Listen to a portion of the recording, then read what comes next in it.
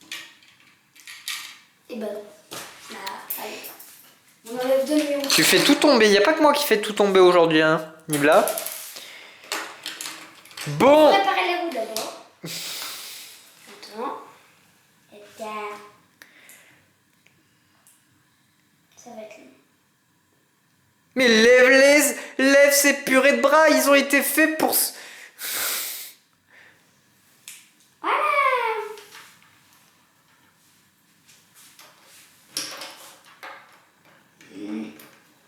C'est bon. Bon. Bon, et bien voilà les amis, j'espère que cette petite vidéo vous aura plu. Si vous a plu, comme d'habitude, vous connaissez la chanson, n'hésitez pas à mettre un petit pouce bleu, à vous abonner à la chaîne si ce n'est pas déjà fait, à rejoindre mon serveur Discord, allez me suivre sur twitch.tv/fanbato17. Il y aura déjà de côté la suite de la Carrière Manager IFC 24 avec à l'hôpital, c'est tous les mercredis en live sur Twitch de 17h à 18h30. Et puis sur tous mes réseaux sociaux, @fanbato17 sur Twitter et Instagram, et fan7 la page Facebook de la chaîne. Et moi je vous dis à très bientôt pour de nouvelles aventures, de nouvelles vidéos. Allez, Bye. ciao.